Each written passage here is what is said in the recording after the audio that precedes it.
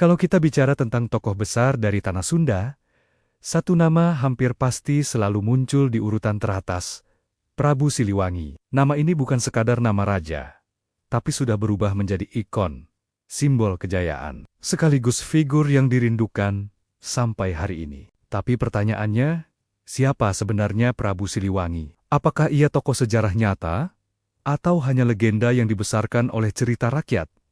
Jawabannya, dua-duanya. Dalam kajian sejarah, para ahli sepakat bahwa Prabu Siliwangi paling kuat diidentikan dengan Sri Baduga Maharaja, yang juga dikenal dengan gelar Ratu Jaya Dewata atau Sri Sang Ratu Dewata. Ia memerintah kerajaan Sunda Galuh pada periode 1482 sampai 1521 Masehi, dengan pusat kerajaan di Pakuan Pajajaran, wilayah yang sekarang kita kenal sebagai kota Bogor dan sekitarnya. Jadi Prabu Siliwangi itu bukan tokoh fiktif. Ia raja sungguhan, dengan wilayah kekuasaan nyata dan jejak sejarah yang bisa kita lacak. Salah satu bukti terkuat tentang keberadaan Prabu Siliwangi adalah prasasti batu tulis di Bogor, yang dibuat pada tahun 1533 Masehi oleh putranya Prabu Surawisesa. Prasasti ini secara jelas menyebut Sri Baduga Maharaja sebagai Ratu Haji di Pakuan Pajajaran.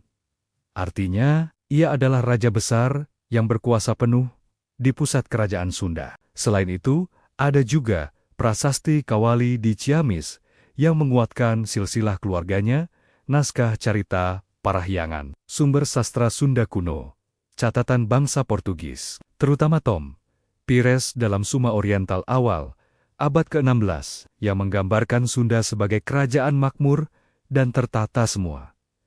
Ini menegaskan, Prabu Siliwangi adalah bagian penting dari sejarah Nusantara. Secara silsilah, Prabu Siliwangi adalah cucu dari Rahyang Niskala Wastu Kancana, Raja Besar Galuh yang memerintah pada abad ke-14 dan dikenal sebagai pemimpin pemulih kerajaan pasca tragedi Perang Bubat. Ayahnya adalah Prabu Dewa Niskala, sedangkan ibunya berasal dari bangsawan Sunda. Dari sinilah lahir satu hal penting.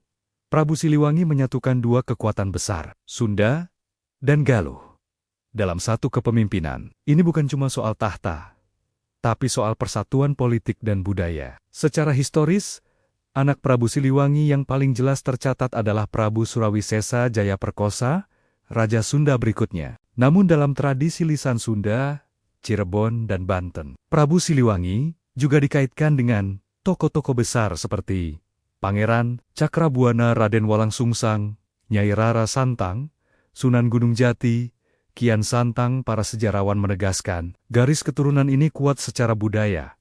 Meski tidak semuanya bisa dibuktikan lewat prasasti, tapi justru disinilah menariknya. Prabu Siliwangi bukan hanya leluhur biologis, melainkan leluhur simbolik bagi banyak orang Sunda. Di masa pemerintahannya, kerajaan Sunda berada di puncak kejayaan, pertanian maju, kota tertata, dan kehidupan rakyat relatif sejahtera. Prabu Siliwangi dikenal sebagai pemimpin yang tegas tapi adil, berwibawa tanpa harus menindas, menjunjung nilai silih asih, silih asah, silih asuh. Kekuasaan baginya bukan alat pamer, tapi amanah.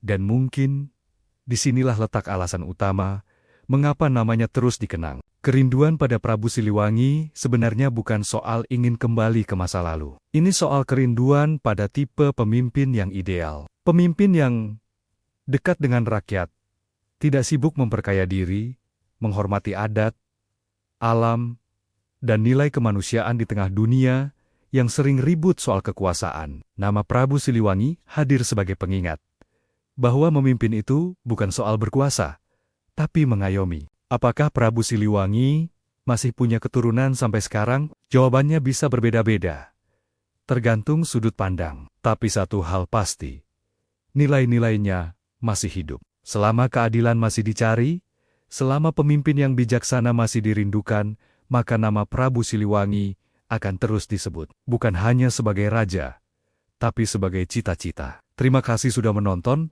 Jangan lupa like and share ya.